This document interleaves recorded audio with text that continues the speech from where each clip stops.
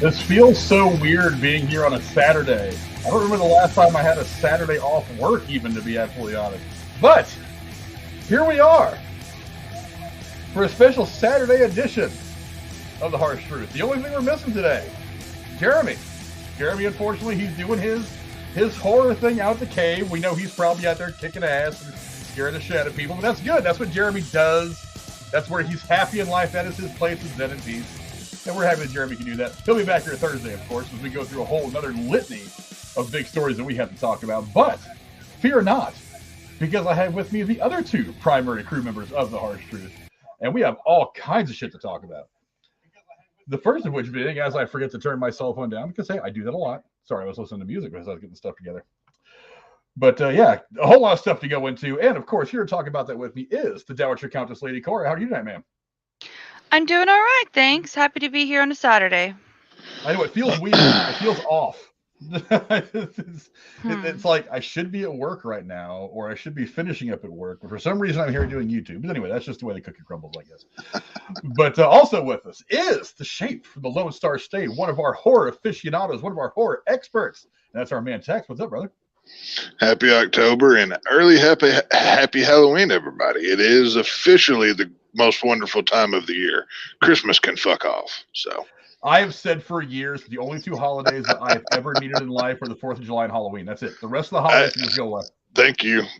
See, I have proposed turning over from September till November to Halloween, or no, September to December as just Halloween, whatever. But nobody listens to me. It's all good. But I have volunteered to go and to put myself in a medically induced coma on November 1st and not to be brought out of it until January 1st.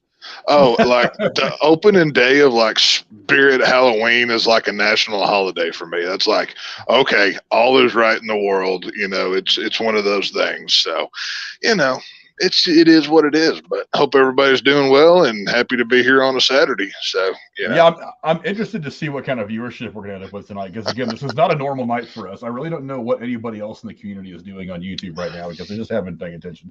Well, yeah. But, whatever. We get plenty of stuff on playbacks as well. So I we're know talking a lot of about guys... Wolverine and Wolverine. We'll probably do okay. Yeah, we'll probably do okay. And look, there's other big news to go into as well. There's another big franchise that might be making a comeback. So we'll get into that as well. Actually, two of them that might be making a comeback. We'll get into that as well. But first off, we do need to say goodbye to one of the greatest performances that I've ever seen in a movie. Lady Cora, what's the first topic we'll be going into tonight? Well, Louise Fletcher, whose Oscar-winning performance as a sadistic Nurse Ratched in 1975's One Flew Over the Cuckoo's Nest, gave Hollywood one of its greatest all-time villains and provided the culture with a portrait of bureaucratic evil so indelible that the character's last name could carry a TV series 45 years later. She died Friday at her home in Montreux, France. She was 85, although forever linked with her most famous character.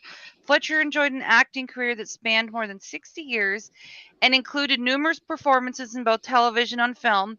She had a recurring role on Star Trek Deep Space Nine as the Bajoran religious leader Kai Wynn Adami. I did not like that character. She was a total bitch. And guest starring roles on Picket Fences and Joan of Arcadia, which brought Emmy nominations in 96 and 2004, respectively.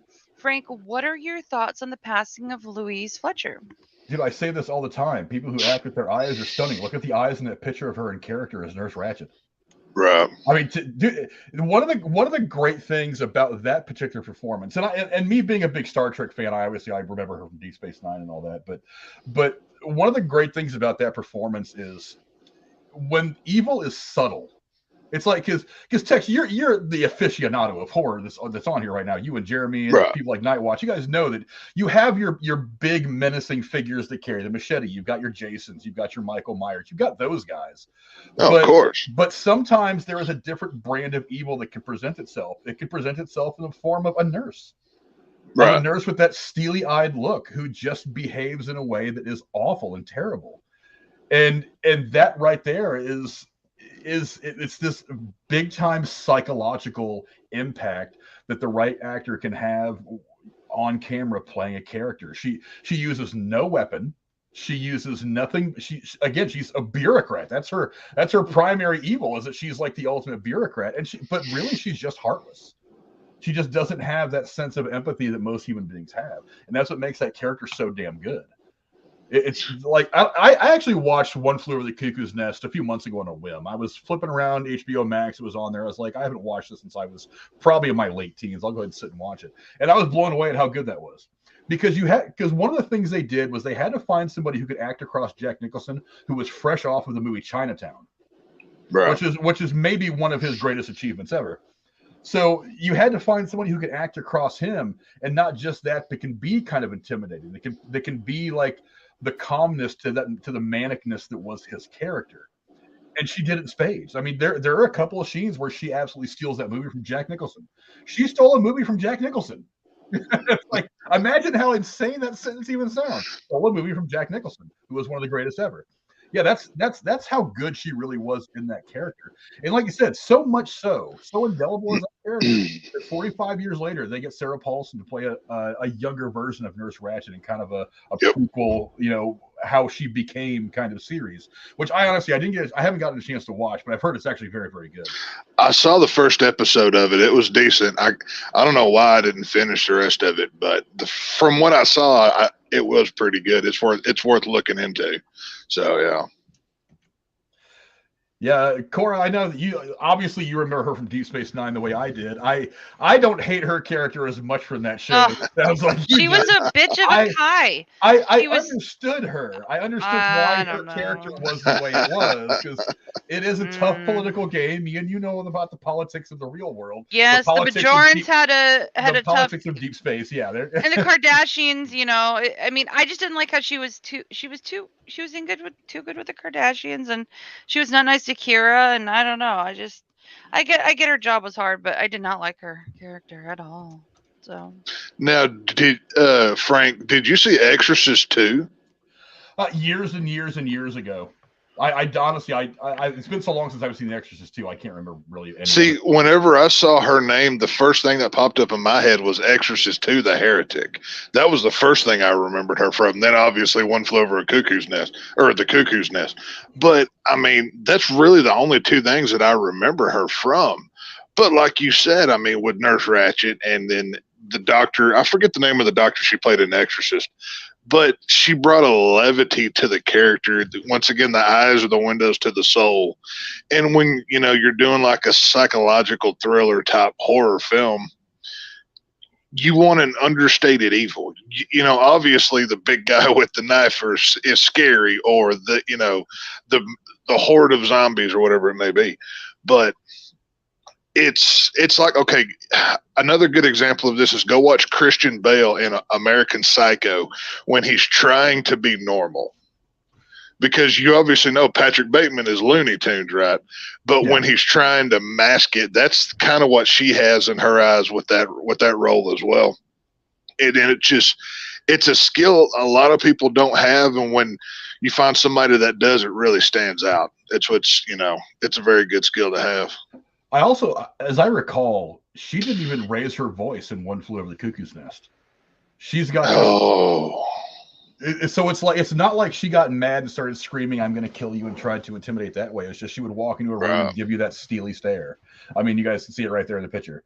I mean, that stare is enough.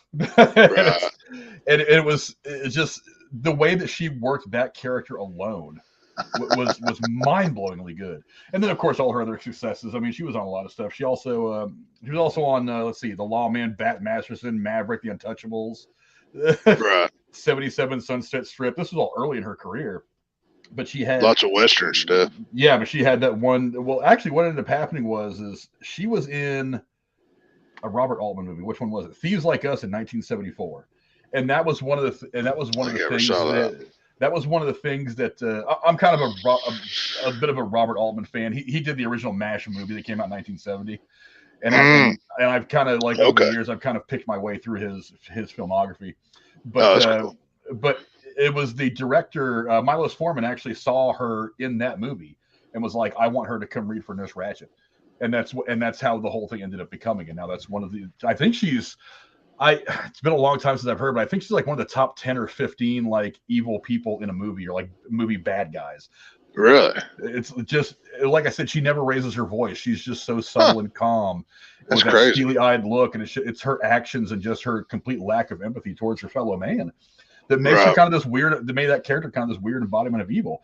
And the flip side of that is by all accounts, she was exactly the opposite of that. It's like, I mean, you hear that a lot whenever you hear about someone compared to their character who can be kind of a dick. But it's like, you know, she was just this old lady who's like, I don't want to live in LA anymore. Bought a house in France and was just living there. She's like, whatever, I'm done acting. I'm gonna go live in France now. Because you know the French people are known for being so polite.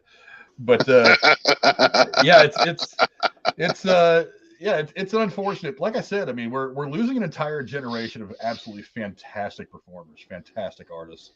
That you need to go check out some of their work. I mean, look, One Flew Over the Cuckoo's Nest. Check this out. For those of you who think it was just some old movie, let's see. It was a critical and box office hit. It made, I don't know what, nothing for inflation or what at the time. It would also sweep the year's Oscars by winning Best Picture, Best Director, Best Leading Actor, Best Leading Actress. Jeez. And Lawrence Halbin and Bo Goldman both won Oscars for Best Screenplay. Not to mention, she became only the third woman to win the Academy Award and the BAFTA and the Golden Globe Award for one single performance as Nurse Ratched. Jesus. Talk about a career-defining role and just scooping up all the awards, you know what I mean? That's crazy. It's like, that's not dominance. That's just like, if there's an award out there, give it to me. Right, yeah. But it's definitely. But yeah, you said it yourself. She was an Exorcist too. The Heretic, that came out in 1977. But there was a lot of less successful films. The Cheap Detective, which I'd never heard of. The Lady in Red, which I saw years and years and years ago when I was a kid. Brainstorm, Blue Steel, which I know I saw when I was a kid, but I cannot remember for the life of me. I've seen that, but I can't place it. I think that's the one with Jamie Lee Curtis where she plays either a cop. Oh, that is. Oh, yeah. Either a cop or she plays a girl whose friend was murdered on the street and the cops weren't doing that was after Halloween, correct? Yeah. That was as her career was really starting to get started. Yeah. She was in Cruel Intentions back in 1999. Oh, that's another good movie. Yeah, and she played in a TV movie about the Carpenters where she played Karen and Richard Carpenter's mother, which they call in this article very Ratched-esque. Ratched-esque. I like that. Yeah, but she was also on other big shows that were big in the early 2000s, like Joan of Arcadia, which was a show that was on for a long time and got a lot of awards. It got a lot of talk. I mean, it was on for a while, so I mean, obviously people were watching it. They kept renewing it. But so she was well traveled, and her talent was definitely on display. So if you guys get a chance, go check out some of the filmography of Louise Fletcher. I mean, like I said, if you have never seen One Flew Over the Cuckoo's Nest, I'm not gonna lie, it's like a lot of movies from the 70s. It's a bit of a slow burn. Oh yeah, it's a bit cerebral, but the ending of that movie will blow your socks off. The ending of that movie is just flat out awesome. But I mean, when the older films have heart where these newer ones don't. I mean, even when you watch an older film that's not necessarily that good, when you compare it to some of the stuff we get these days, it holds up a lot better than you think it would. So definitely go check it out. It does, absolutely. I'm trying to bring up the stream elements because he's got a donation and my computer's being kind of draggy. So we'll go into that here in just 1 second. But yeah, go down in the comments below. Let us know what you guys think about the career of Louise Fletcher. She was Nurse Ratched. An insane performance that is just mind blowing. Again, that movie will knock your socks off. It's not quite something like Clockwork Orange or something that's that just kind of mind melting. But she when she looks at the camera with that steely eyed gaze, as you sit there on your couch, you're going to kind of shrink a little bit because you feel like they're looking at you. That's the kind of look that like your mother, your grandmother giving you did something really stupid. You're about to get yelled at. You're just like, I'm not going to get away with it. I'm caught. Oh, this is terrible. Right. Yeah, go to the comments below. Let us know what you think about the career of Louise Fletcher. And Lady Cora, what's the next topic we'll be going into tonight? Well, this dives into my interest of true crime, and so I know a lot about this. It's a sad story. An actor not named Ezra Miller has found himself convicted of a very serious crime. Riverdale, never watched the show, alum Ryan Grantham has been sentenced to life in prison after pleading guilty to the 2020 murder of his mother. On September 23rd, 2022, Grantham was sentenced to life in prison on a second-degree murder conviction. Justice Kathleen Kerr ruled Grantham must serve 14 years behind bars before becoming eligible for parole. The 24-year-old Vancouver-based actor previously appeared in Supernatural, iZombie, and Diary of a Wimpy Kid. He killed his mother, Barbara Waite, in March 2020 in their Squamish, British Columbia, that's Canada for some people who don't know that, home by shooting her with a handgun. Waite was battling cancer at the time of her death. Tex, what do you think of the sentencing of Grantham? Well, he got sentenced to life, but he can apparently appeal for parole in 14 years. I don't really understand the point of that, but hey, he took responsibility for it. Right, but did you read? Do you know why he killed her? It's really sad. Well, I know a lot of. I know that apparently he had set up rosary beads on the piano. He had prayed ahead of time. He had all of this set up for when he killed her. That was after she died. Or what was it after? Yeah, and then he had explosives and guns in his car to go to Justin Trudeau's house. So basically, or something. He was obsessed with the dark web and got like on serious weed benders, whatever the word is. And he wanted he was in a serious like mental health decay state, and he was going to go kill Justin Trudeau at his home, and then he drove through and so because he loved his mom, he didn't want her to hear that he killed somebody and was going to prison. So he killed her so she wouldn't know what he was going to do. So then he kills her first. Yeah. She has no idea. He waits till she's playing the piano, and he role played it wearing a GoPro to work up to it, and he actually recorded the murder. It was played in court off his GoPro. Wow. Then he covered her up and did this like little shrine thing, bought some weed and beer and watched Netflix hours after she died. And then the next day he loaded his car up with Molotov cocktails and some guns and camping gear. It was driving for 3 hours to get to Justin Trudeau's house, and changed his mind and goes, maybe I should just do something simple like a mass shooting at a public bridge or my old university. That sounds better. Well, and so then he decides maybe I shouldn't do any of this, and he drove himself to a police station and turned himself in. This guy, I mean, for anybody who pays attention to true crime or just crime in general, the term family annihilator killer, this is what this dude would technically qualify as. And often they will kill their families to keep them from going through the persecution or the repercussions of the bad things that they've done. It's a very egomaniacal type killer is what this dude is. And I mean, career-wise, I don't know that it's ego or maniacal. I think, no, it is. It is because he regretted it severely. I mean, as soon as he decided he wasn't going to commit the crimes, he goes, I shouldn't have done this. This was bad. I got to get mental health help. I mean, I'm not saying it's not horrible what he didn't. I'm just saying that could have also been a strategy for legal too. I'm just, who really knows? Oh, but I hadn't even thought of that. I mean, this dude was like CW famous. I mean, I remember him from Supernatural. That's where whenever I saw the picture, that's where I placed him from. But iZombie, Riverdale, I've never watched that one either. But all of these, like all of those CW TV shows, film up there in Canada for the tax breaks and everything else. And I mean, this dude was I didn't even hear about this until after the case was over. That's how not famous this guy was. But obviously the dude is sick. I mean, it happened in Canada too, not here in the U.S., right. Not in LA or New York. It would have been different. In Vancouver, Right. I mean. And he admitted it. He gave the evidence to show what happened. And so he didn't put anybody through a trial. Right.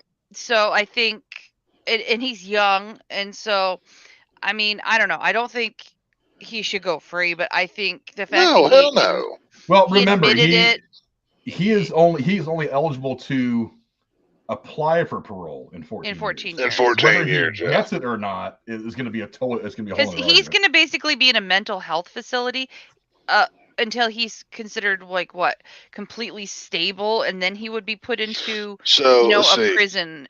So He was 26, correct? Wasn't that his age?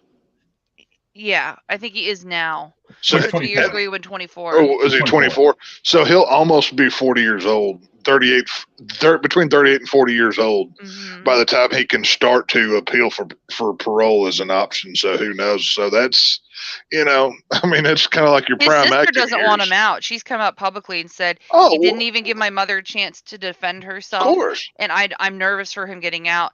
And the concerning part for me is, how does someone get so dark that you're planning to kill the leader of your country or do a mass shooting and you don't communicate it with anybody? I mean, he must have been literally I don't know. He just isn't I don't know. Dark times, man. Dark times. Like, yeah, it's sad. I mean, it's like, for one, Right. I mean, for one, you throw in there all the stuff about how his mom was already dying from cancer. yeah. So, I mean, that's bad enough as it is. Now, I thought maybe as I first started to read about this that maybe it was a mercy killing, like I did. It was kind So of. that's what I thought killing. at first, yeah. But then, as I read farther down, I was like, oh, by the way, first off, I mean, the psychiatrist concluded that he's suffering from major depressive disorder, which, I mean, that's not unheard of. That makes sense. Right. But the cannabis use disorder, that thing's kind of rare. Cannabis use disorder. Yeah, is well, that a thing? Some people, when all they have to do is, it's like most people can smoke a joint and it doesn't really affect them other than the usual effects. Some people have a unique brain chemistry that smoking a joint can actually really mess with their heads in a bad way. Right. Like they have something similar to like a really severe acid trip just from taking a couple hits off a joint. So some people, not all people, but some people, maybe that's what that is. I don't really know. I can't use it. Anytime I've ever smoked weed in my life, I go into, I mean, I'm having full-blown conversations with people aren't there, and I can hear every word coming back to me. I was never a marijuana guy. I mean, it's just, I get it, it makes sense. Well, you're smoking the good shit then, but yeah, it was fun stuff, but yeah, no, it was a 4th of July that I remember completely different from everybody else. Yeah. So, but yeah, you were definitely seeing some fireworks somewhere. But yeah, the Canadian Broadcasting Company actually said this in a report that his saving grace was that he was aware of the murder that he committed and that he didn't go on a killing spree. I don't know if there's a saving grace after you kill someone, but whatever. But also, he did, as Cora alluded to earlier, after killing his mother, he loaded his car with 3 guns, ammo, 12 Molotov cocktails, camping supplies, and a map to Prime Minister Justin Trudeau's house. And he was planning on going after the Prime Minister Justin Trudeau. Now, I do not like Justin Trudeau for all kinds of political reasons, but I want to see the guy die. Of course. Especially not in this fashion. That would be awful. Yeah, it's the whole situation is just very, very sad. Look, it did say in this report that the motive for killing his mother was to spare him from seeing the violence that he intended to commit on the world and himself. That was what Grantham's sister, Lisa, said. She is actually the one who found her mother's body. So, a whole other part of the strategy. Look, it's tough. It's very, very. Look, I've said it 100 times. I would love to be famous. I just don't want fame. Fame screws with so many people. I mean, so many people get involved in that stuff, and it's like, and then all of a sudden you have all the money, you have all the power, you have all the resources, and then you turn into Ezra Miller. And look, granted, he may be on the road to recovery, fingers crossed, but that does mean that this last year and a half odyssey of being him, and then of course this, then of course an innumerable number of other examples you could pull out of just a child star curse in Hollywood, let alone all the other people that have they've kind of lost the plot a little bit once they have to deal with all that. It's very sad. It's sad that it happened to someone so young, someone whose career was. Look, I mean, yeah, CW is not going to make you super famous, but CW is a hell of a place to start. Right. So, I mean, and he was in Supernatural, which is a tremendously popular show. Riverdale, which the mere concept of that show makes me want to vomit my mouth a little bit, but I mean, it's popular and people were watching it. So he was in that. He was in Diary of a Wimpy Kid, which my oldest son used to watch back in the day when he was younger. and other things. I mean, the kid had potential. He had his whole career in front of him. It's really sad to see his career kind of go this way. But this is how it works sometimes, unfortunately. Look, obviously, having a parent who is suffering from cancer will hurt a lot of people. I mean, I don't care how strong you are. If your mom's going through all that, then you're gonna feel a little bit depressed. And the dark web is a place nobody needs to be. I really don't. It's called the dark web for a reason, because it's dark in there. Pedophile. All I gotta say. Shady things happen in the dark. No. Bro. Yeah, shady things happen in the dark, and it's called the dark web. So, I mean, do the math. I mean, you don't have to be a mathematician to figure that one out. I mean, 2 + 2 = 5 here. You know what I mean? But yeah, I feel really bad for the kid. Look, I'm sure, like Tex said, that his whole statement in court is, I'm going to try to get better. I'm going to help people, yada, yada, yada. I'm sure that's all shit written by a lawyer. Well, you killed your mom. You got to go to jail. Yeah, but I hope he does get in there, and he's just and he gets some therapy, he gets some help, and he figures out that this shit was not right, that he needed to approach this from a different direction, and maybe he did have that one condition. I don't know if cannabis use disorder is what it is. There's a specific name for a condition. I forget what it is, because I heard Dr. Drew talking about it on Tim Pool's podcast a week or two ago.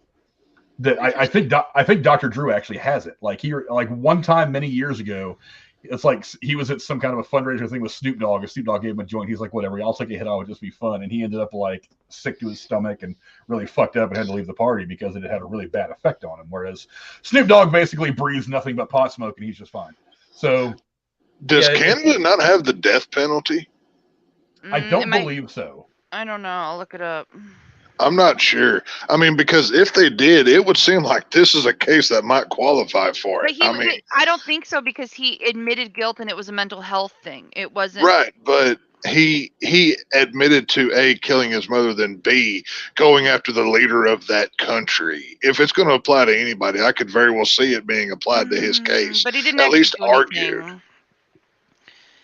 I don't know. Even the intent of the Trudeau stuff, on top of killing your mother with everything else, I don't know. That's the death penalty is completely dead in Canada. It was re-brought up. Okay. This happened in '76, and in '87 and '99 they addressed it again, and it's done.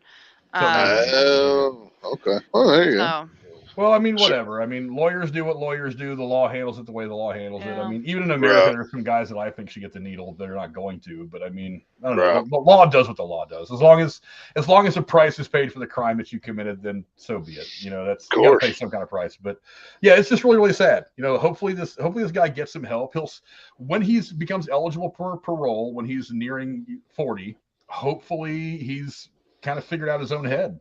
That's I don't know what else to say about this kid. I mean, you killed your own mom. that to me is look, you only got one mom. You know what I mean? And and to kill, like, if this would have been a mercy killing, I might have been like, well, that's a tough situation to be in. But it's like, it wasn't a mercy killing. But she didn't have a say in it. Not a single thought. Like, she didn't even probably suspect it.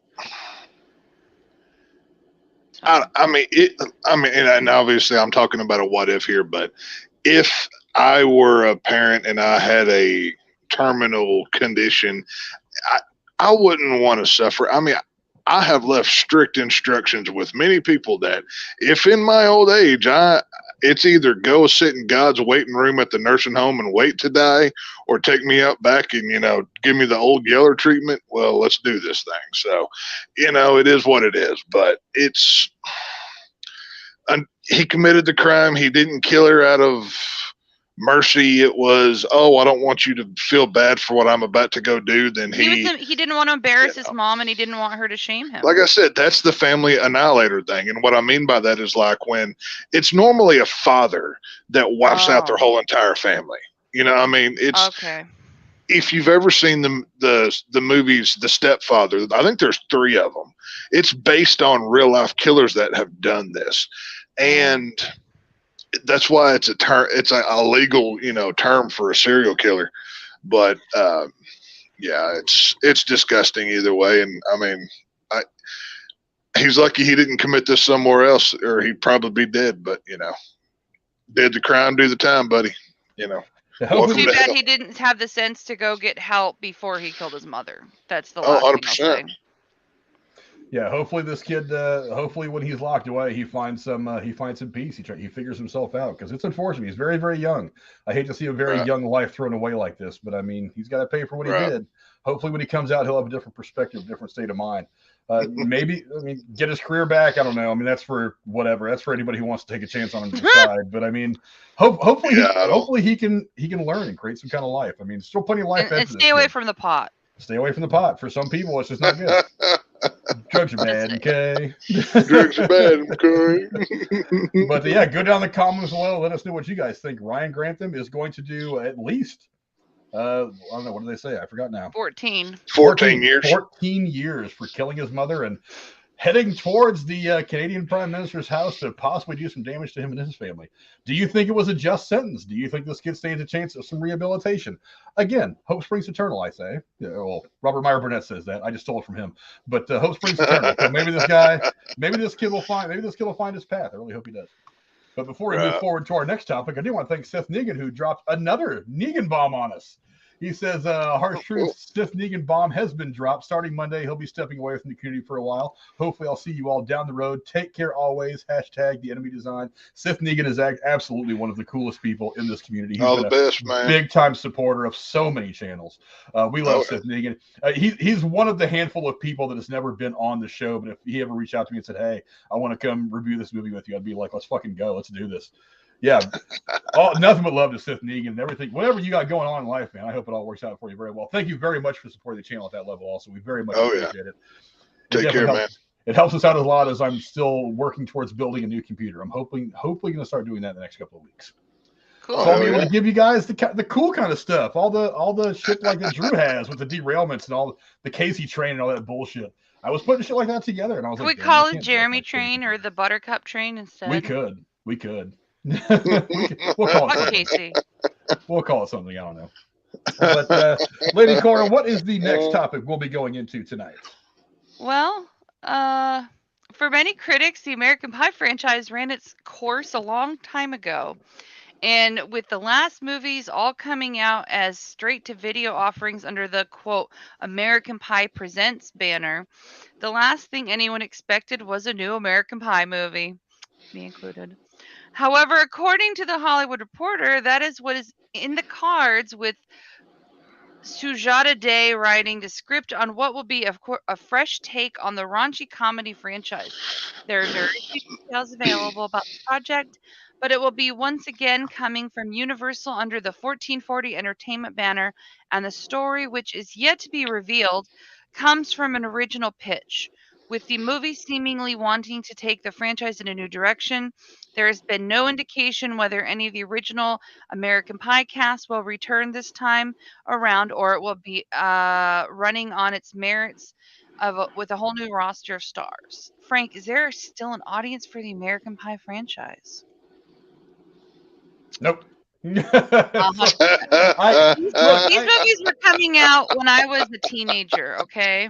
Look, I love these movies. Only the guys thought they were funny. They were stupid. Look, I like the movies for what they look. I love these. Eugene's funny, the dad. Eugene, whatever his name is. Eugene Levy. Yeah, yes. He's funny. Yeah.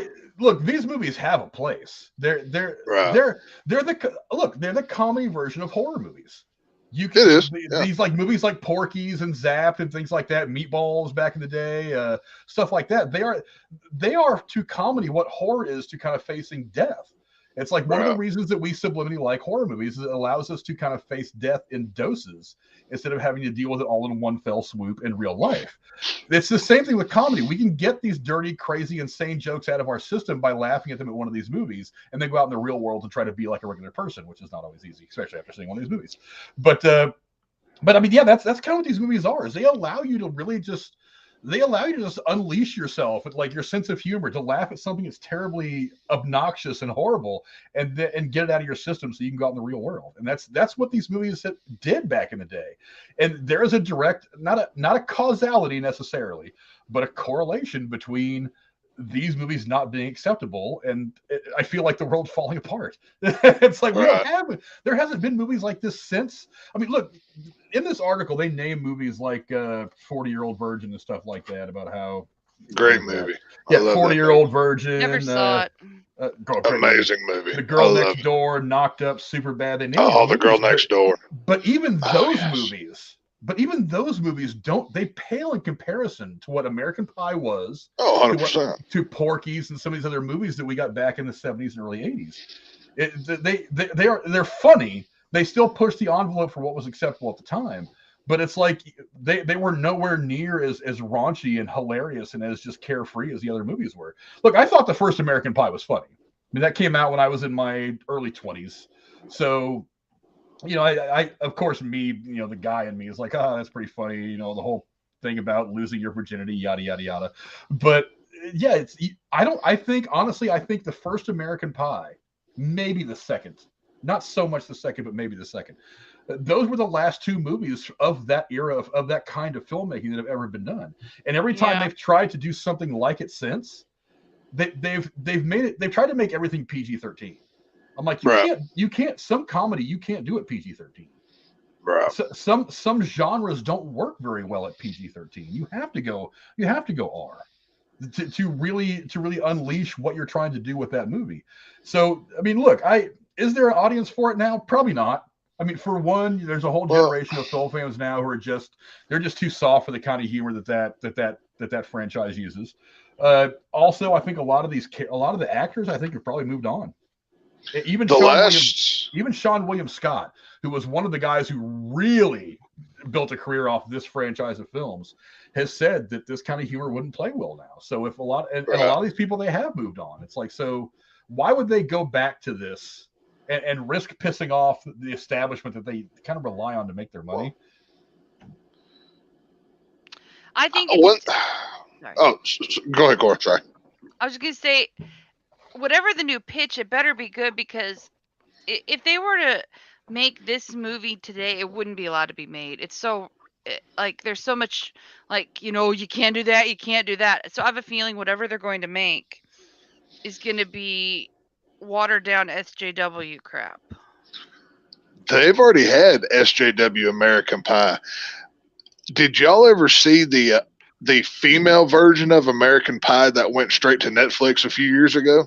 I think most everything after the third or fourth film went straight to Netflix. Well, after the third one, after American Wedding or Reunion, whatever the hell it was, I can't remember. They did those American Pie Presents, and those went straight to DVD. The first two of those is actually pretty good. It's like younger versions of the older films. I actually The Naked Mile and I forget what the other one was, but those two were pretty good. But then years later, they came out with a female version. It's basically a female version of the first American Pie movie. You had a girl Stifler, you had a girl this, a girl that. And I watched it on Netflix, and I watched about 20 minutes of it, and then I started fast forwarding to see if there was anybody came back from the older ones, because it was not good. And that was a fresh new take on American Pie. And you know how those things always go. But it's not going to hit. It's going to be woke garbage, and it'll go right to streaming. I have no doubt about it. Yeah, I also, the one thing that gets me about this is they said, my question is fresh take. What does fresh take means in regard to this franchise?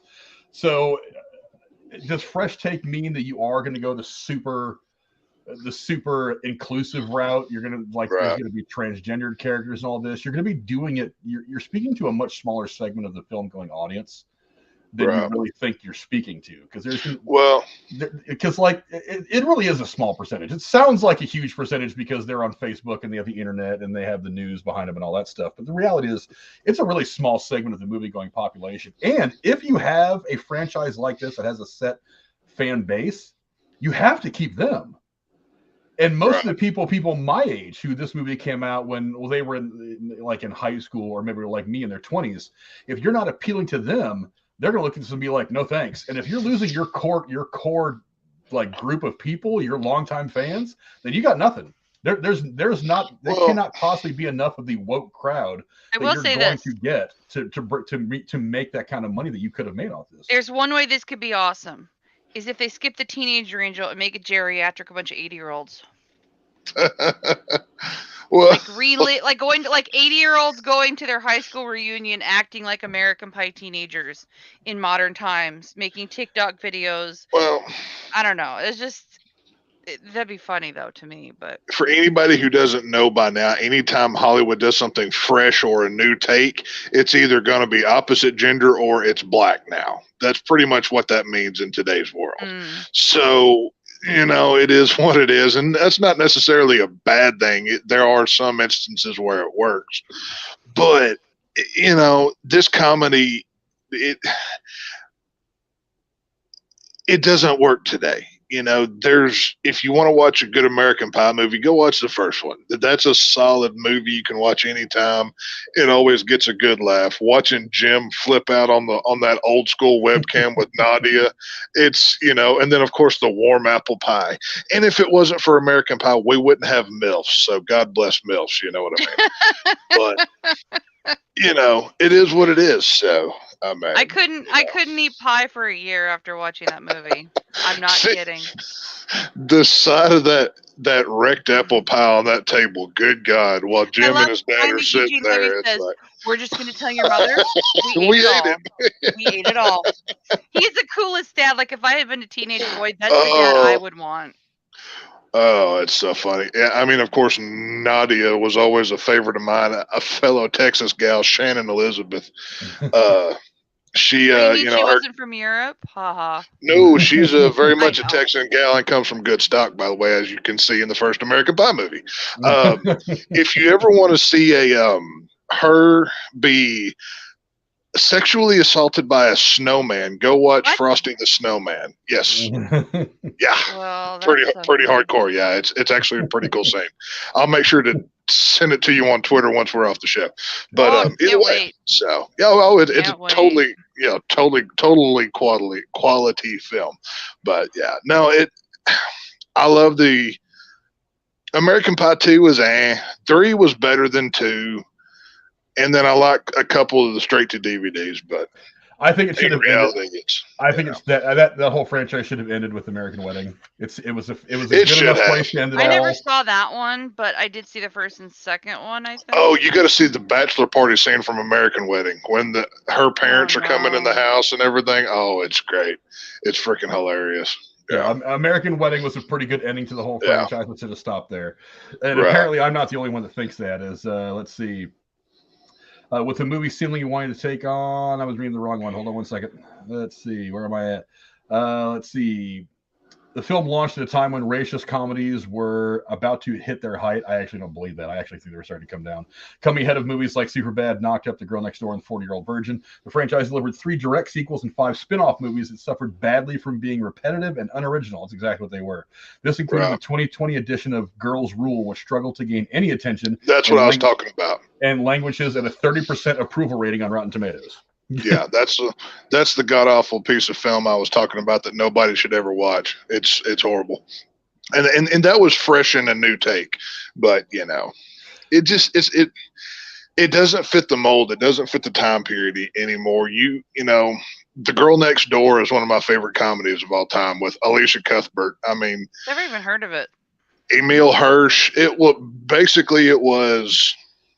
A chick who used to do porn got out of it and wanted to be regular. So she goes to live a normal life, and then she meets this kid. I think he's a high school senior or something.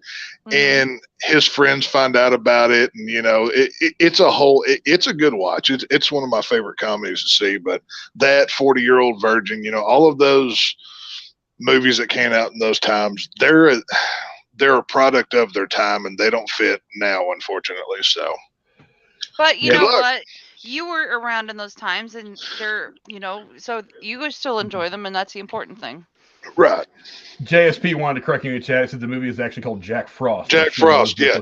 I was thinking Frosty the Snowman. Yeah, JSP is correct on that. But yeah, go watch Jack Frost. You get to see a snowman who can melt himself down to liquid, he works his way into the bathroom, into the tub where Shannon Elizabeth is in the shower, and let's say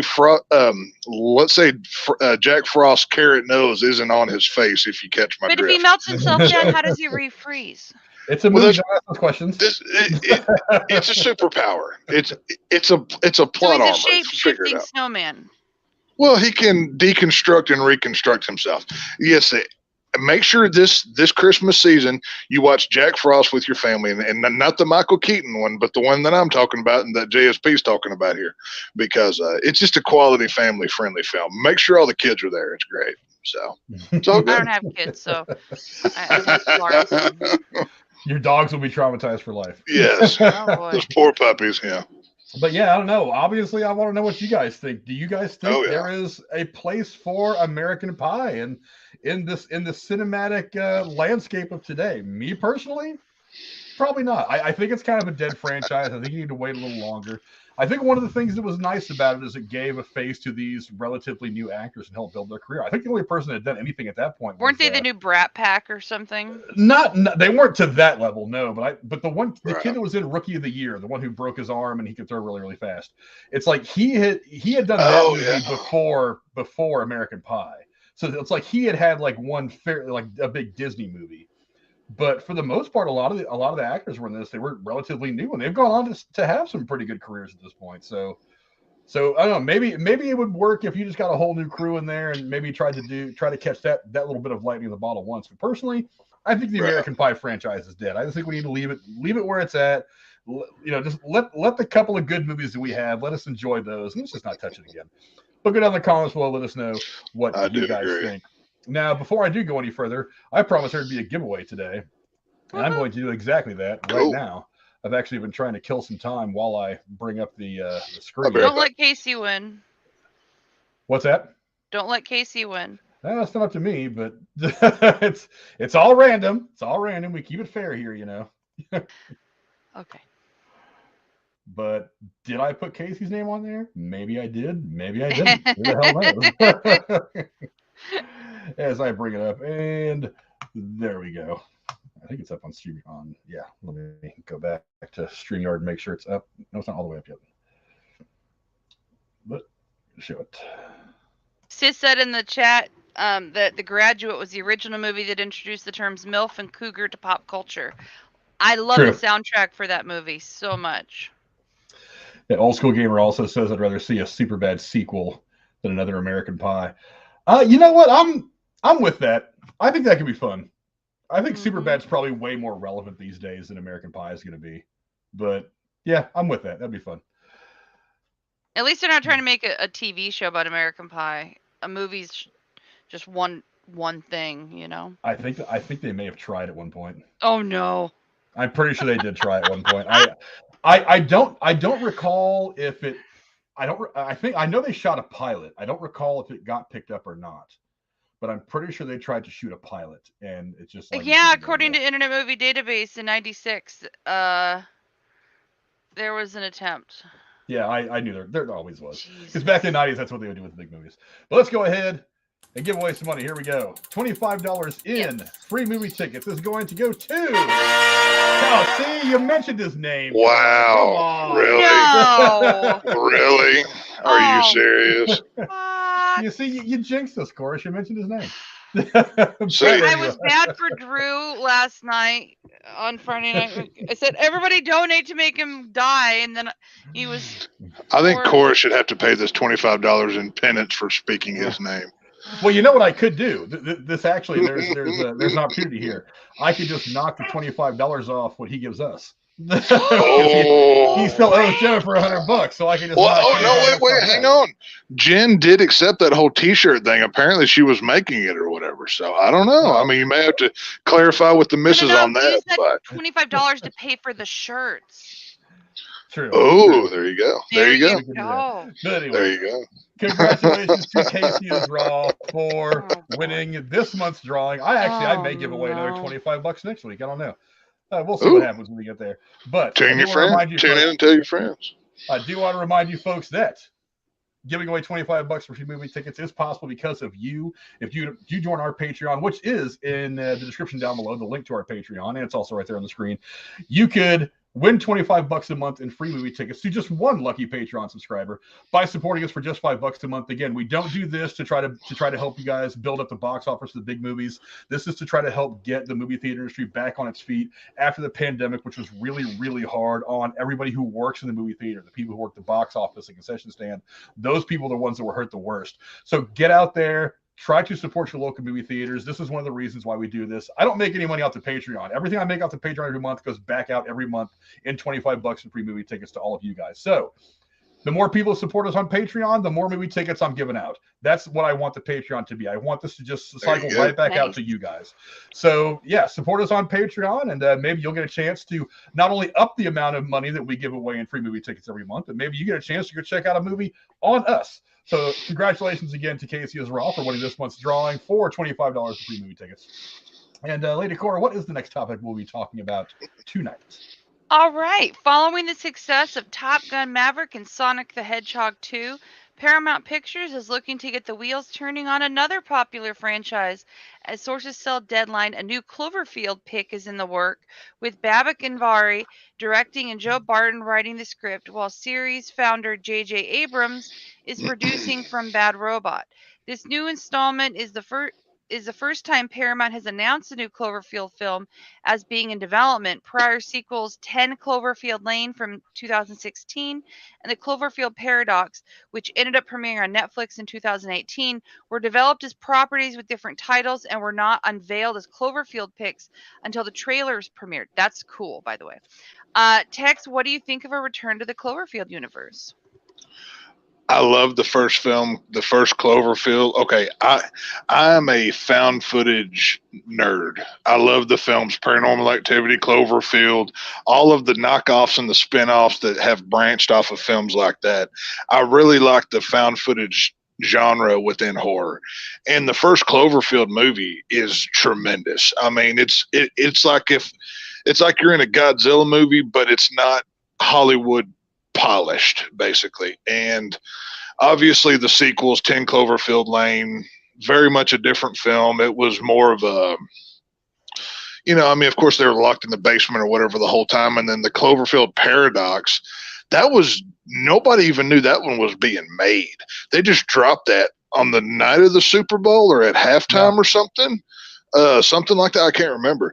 And it was like a sci-fi movie that they just attached to the Cloverfield lore is kind of what it felt like. I like this, and I hope it's much like the first film, because that first movie was a lot of fun. You had like those cheap little like flip video cameras that they had back in the day, recording all the movie and stuff. And when found footage is good, it works really well. When it doesn't work well, the movies go right to Tubi and you probably never see them. So hopefully this one works well. But I am excited for it, and I hope it ties very much to their original and kind of leaves the sequels over where they lay. But, I'm excited for it. Yeah, I'm really excited for it too. I mean, I love the original Cloverfield. I thought it was very original. I mean, because the found footage thing was not entirely new, but it wasn't something that had really been used a lot. I mean, Blair Witch Project had used it. Some other smaller, mostly horror films had used it. But when it was done well, it was done well. As a matter of fact, JSP even brings it up in the chat, the Blair Witch Project, which I think is a fantastic see, I would even say that Texas Chainsaw Massacre 74 was a found footage film with the way it was actually filmed. I think, I don't know. That's more of that's a different argument for a different topic, but you get what I mean. Yeah, but look, here's what worries me about this is there's an aesthetic to this film. There's the found footage aspect of the film makes it feel a little real. You're at ground level with the people that are experiencing this thing happening. You're learning as they are learning what's happening in front of them. And there's so many things that you end up not learning by the end of the film. I mean, where does the monster even come from? I mean, what is it? I mean, they don't name it. It's the way the movie ends. Even it's so ambiguous. There is no clear answer to any of this stuff. But it was a fantastic movie, and it was a pet project for J.J. Abrams. As a matter of fact, he conceived the movie because he had done some work on Mission Impossible. He was one of the producers on one of the first Mission Impossible films. and he was doing press and stuff over in Japan for Mission Impossible, and he said that he had seen that over there in the toy stores, like there are just still places that are obsessed with Godzilla. Oh, and he thought to himself, as big as Godzilla is, not here, but in Japan, he's like, that thing is still huge to them. He's like, we need, and yes, there have been Godzilla movies in America. They've been shown in America plenty of times. They even had that one that came out in '96 with Matthew Broderick. But it was like, was it Godzilla 2000? Yeah. He was like, we need our own monster. We need an American version of Godzilla, and that's what he was going for. And I thought the original movie was fantastic. I thought it was beautifully acted. Again, it was just really, really well done. But the problem is, and I think JSP brings it to Blair Witch Project for this reason. They tried to make a sequel to the Blair Witch Project, and it was awful. Book of Shadows. It's hard to catch. Yeah, it was bad. It's hard to catch that kind of magic again. Right. So I don't know how you're going to do that and still manage to keep what was great about the original film. Now, as far as the anthology films that they were making around those things, 10 Cloverfield Lane and Cloverfield Paradox wasn't great. I mean, it was okay sci-fi. It doesn't really have enough horror to it, or at least not visually anyway, to really stand out. It had good moments, but it wasn't great. That movie wasn't even written as a Cloverfield movie. You know that, right? Well, neither was 10 Cloverfield Lane.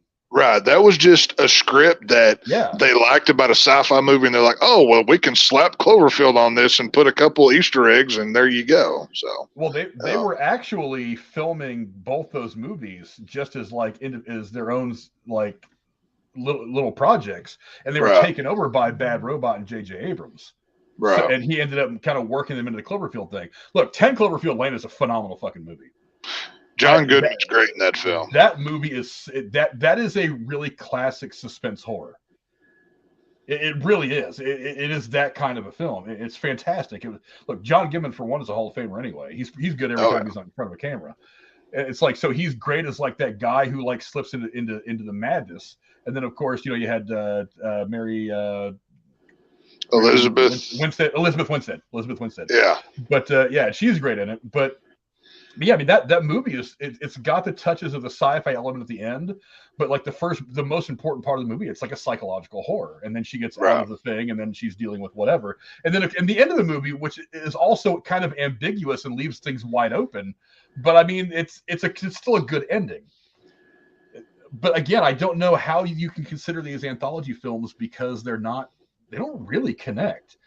I mean, the only one that has any real connective tissue at all is the Cloverfield Paradox at the very end, when the escape pod from the science lab they're on, or the space station they're on, comes back through the Earth through the cloud. That's when you see the Cloverfield monster pop up out of the clouds, and then it cuts to the credits. And I'm like, that's the only real connective tissue. Okay, in the original Clover, I'm trying to. It's been years since I've seen these. You see a spaceship falling from the sky in the original Cloverfield, I do believe, and allegedly that Cloverfield Paradox escape pod is that same ship, I believe.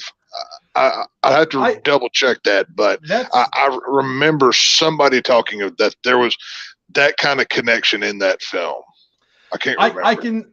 Visually speaking, yes, but I think as soon as that thing shoots through the clouds, that's when the Cloverfield monster pops up. So it stands to reason that at the end of Cloverfield, in that when they were showing the footage of the two characters at Coney Island, that you would not only see that thing popping down and splashing down, you would also see the Cloverfield monster coming up behind it. You don't see that, so there's some continuity issues there. But of course, well. Cloverfield works best for me in the found footage arena. Obviously, the first movie is the best one. They could go back to that. Maybe it's like a. Did you see the newest Paranormal Activity film that came out last year? No, I haven't. Next of Kin or whatever. Basically, it was like a film. A woman who was researching something, and she was making a documentary. So the whole movie is kind of through the lens of her camera and her experience.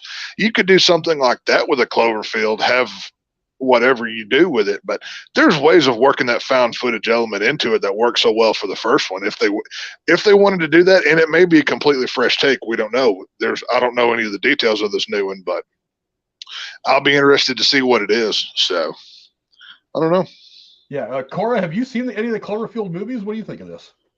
I have not. I've heard of them, but never seen them. Again, I'm kind of newish into liking scary horror movies, so Well, they're not even really. Well, the first one's not horror. Yeah, well, the first one's much more of an action film than anything else. It's a knockoff Godzilla movie, like Frank was saying. It's not even. I don't know. I don't know if you call it. Maybe I'll watch it for this Halloween season. The 10 Cloverfield Lane, like I said, it's very much a psychological horror, and you kind of, as you start to learn the truth about John Goodman's character and some of the stuff happens in the movie, it becomes very psychological horror. And then towards the end, after she gets out of that bunker, is when she has that moment at the end of the third act where she's dealing with the aliens, and the end of the movie is what it is. Cloverfield Paradox is straight up it's not even really a sci-fi horror. It's just all sci-fi. It's like I said, good spots, but overall not great. I watched it twice, and I haven't been back to watch it again because I just don't want to. I couldn't even get all the way through. I couldn't get all the way through Cloverfield Paradox without being bored. I'm not much of a space guy. That's never been really my arena that I enjoyed. So, give me another monster movie, not Lost in Space knockoff. No, thank you. So it wasn't quite Lost in Space, but it was. I mean, like the newer Netflix version of Lost in Space is what it reminded me of. But But I don't know. I'm excited that we're getting a direct sequel. And look, it's not like the original guys that are involved in this aren't going to be involved in it. So J.J. Abrams is going to be a part of the production team. Also, let's see. He's producing along with a bunch of people. Brian Burke, Matt Reeves, and Drew Goddard will be executive producers on this as well. And Matt Reeves and Drew Goddard are the people who were in on that original Cloverfield movie. Now, Matt Reeves obviously is kind of building his own career. He just directed the Batman, so he's kind of busy. I don't figure he probably got that executive producer title as more of a tip of the hat more than anything, I would guess. I think that Goddard, Reeves, and Abrams are probably going to have a significant impact on how the story comes together, if nothing else. Now, are they going to be on set directing it? Probably not. No, but I think they're going to have a serious. I think there's going to have a serious hand in exactly how the movie is put together, story-wise. But I haven't been paying attention to the chat. I'll look at chat, but I feel like this has got a lot of potential to me. I think, but like I said, it's going to have the three guys that were there from the very beginning. This isn't going to be some anthology nonsense, which I kind of like the anthology movies, but whatever. But I'm curious to see what this is going to be. I want a direct sequel. I want some answers to what exactly happened out there, to what happens at the very end when they go that big bombing run in Central Park.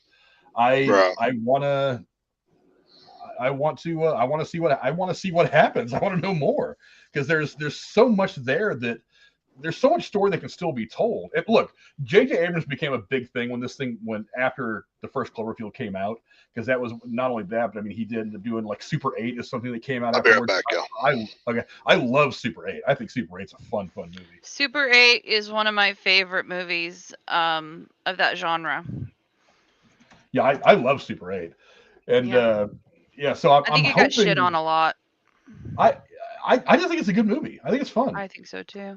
But I'm excited to see what comes from this thing, because look, there's characters in there. Look, a couple of characters obviously die, but there's the two characters at the very end where there's actually 1, 2, 3. There are 3 characters at the end that end up still alive at the end that I'm really curious as to see how things, if they follow their story, or if we even find out what happened to them. Mm-hmm. I'm curious. Do you think they'll have it be like direct timeline right after? Do you think they're going to have some years between, or we just have to wait and see, or will that affect the quality of the plot? That's the thing, is I don't know. It's like you can go a couple different ways. One, you can pick up immediately after the events of the first movie, which is, maybe they go into Central, and I don't want to spoil too much of the movie if you haven't seen it, but maybe they go into Central Park, they find they find the two people that were in Central Park at the end of the movie. Maybe they go follow the girl who got away on the helicopter. Maybe they do this. I don't know. There's possible. Or it could be several years down the line where New York has been completely destroyed by the Cloverfield monster. Maybe they're trying to figure out. They're still trying to figure out how to beat the Cloverfield monster. Maybe there's more than one Cloverfield monster. Is it really a scary monster, the way it looks, or is it just kind of like okay, I guess it's scary? No, the monster is definitely not a monster that you would want to come across. It's as big as a building. It's definitely a kaiju. It's definitely a Godzilla. It's definitely a Godzilla-sized monster. But Gotcha. it's definitely a Godzilla-sized monster. It's not a monster you want to mess with. Look, honestly, if you haven't seen it, I would suggest watching it. I'm pretty sure it's on one of the. I'll look for it this weekend. It's on one of the streamers. I forget who. I saw it recently. The first one you say? Yeah, just type in Cloverfield. That's all. And also, one of the things I'm interested in seeing, and one of the things that J.J. Abrams has not done since really Super 8, as far as I know, is he has not done some of the viral marketing that he had become so known for. Oh. Because there was all kinds of websites and stuff like because in the beginning of the movie, this one character has taken a job with some big company in Japan, and that's where the movie starts, is at his going away party. And and there is actually a website for this company which has him listed as an employee, and it says all these different things, blah blah blah, and it kind of a part of it is kind of like it's a bit of a relationship thing. It's like him and one of the girls in their friends group had a one-nighter, and so there's like some leftover feelings from that. That's kind of where it all starts, and then all hell breaks loose, and then they're trying to get all their friends back together to try to get off the island, and then so on and so on and so on. Oh wow! I think it looks like Cloverfield, the original movie, is exclusively with AMC Plus, but I can rent it for like $3 on Amazon. So. I think it's worth it. I think you'll enjoy it. It's more of a straight up action movie. There's some relationship stuff in there that they kind of work in there that as a woman you might dig. But I'm not really big on that myself, but I hear you. But no, it works. It works for the movie. You know what I mean? It works for the film. So I mean, it's part of his motivation. You know what I mean? Okay. Well, now there is one thing in the Cloverfield paradox. Didn't they talk about like a multiverse in that one? How each universe has a different occurrence whenever that machine goes off. Isn't that what caused it? It's been a while since I've seen the film. Yeah, they mentioned something like that in the Cloverfield paradox, because actually, right, that's what I'm talking about. What I was just telling Cora about the website that they had put up for Cloverfield. Oh yeah, the backstory stuff. Yeah, came out. The guy that I forget the actor's name. He was in not Malcolm in the Middle. I forget the name. Frankie Muniz. No, not Frankie. No, different guy. But Breaking Bad. Grounded for Life. He played the dad. I forget the guy's name. But, yeah. I know you're talking about. I'll look it up. He's the conspiracy theorist guy in that movie. Right. You don't actually see him on screen. You see him on TV, and he talks about some kind of a paradox about time and space or something like that. And he sounds kind of Jake Burgage. No, I forget the guy's name. I'd have to look it up. But he starts talking about that, and that, if you listen really closely, he starts to kind of give explanations that could. Oh, Donald Logue. That's the one, Donald Logue. But Loge. But he's the one who kind of like gives an explanation as to how at least those two movies can be kind of connected, but it's still very vague. And if you go back and watch, because I watched Cloverfield right before watching the Cloverfield Paradox when it came out. If you watch them back to back, it's so vague you can't really easily connect them. Right. So I don't know. It's really, really hard to. I don't know. It's hard to make guesses right now as to exactly what this movie is going to look like. I personally think they might try to stick with the found footage thing. I think that's what I would do, because one of the things that they had said years ago when there was first like really big talk about a sequel is that one of the things you see on the Brooklyn Bridge, and that scene on the bridge, was that there's a bunch of people holding up their cell phones and cameras trying to record stuff. So one of the ideas was, what if you tell the same event from somebody else's perspective and give I like that. I like that. So maybe you're not following the cast of people that were in the original film. You're following a whole different group of people, and they're finding out things that the other group of people ended up not finding out. So you're actually getting more answers. We as viewers have answers from the first movie, but the group from the original movie didn't. So we're finding out more. Right. That's kind of how they progress the story. Mm-hmm. That's an interesting idea. Somebody else in New York was getting footage that day. Well, and the hardest part about this is if they're going to make a direct sequel to the original film. Unfortunately for them, we've just had what 3 recent King Kong or Godzilla movies, and in the last one, Godzilla versus Kong, which I thought was Godzilla King of the Monsters was my favorite because it was the darker of all the 3. But in Godzilla versus Kong, I really liked the story from that film where you had the conspiracy theorist who was on the hunt to get backstage, to get behind the scenes of all these companies and find out the truth. Something like that would work maybe even better in a Cloverfield movie, in a found footage type thing, where he's just, like you just said, he's recording the whole movie from his iPhone or his Android or whatever he's got. Mm-hmm. And he's, I've got the footage right here. Here's where the monster comes from. Here's what the whatever, right? But unfortunately, Godzilla and Kong got to that angle first. But I would love to revisit that first movie as long as it looks like the first movie. I want to be able to see both movies and not be able to tell the difference. Obviously we'll know which difference is, but as good as they can do, please. That's what I would like out of it. Yeah, I think it'd be cool. Yeah, I'm really, really interested to see where they go with this. I would love for them to stick with the found footage thing and just and to have somebody else who was in New York getting footage that day finds different answers to these questions, or new answers to the questions that never got answered. I don't know. And if they went that route, they don't have to pick like a well-known actor and pay him a bunch of money, because I doubt they spend a whole lot of money making this movie. It's, that they don't, Cloverfield's not a huge brand like a Halloween or a whatever. So do like you did in the first one, get a couple TV actors, because that's basically what everybody was, and make a quality film, make it memorable. So I wonder what the first budget. I'm gonna look this up real quick. I wonder what the budget. It couldn't have been very much, because it was shot in basically the streets of New York and apartments in the sewers. They didn't do a whole lot.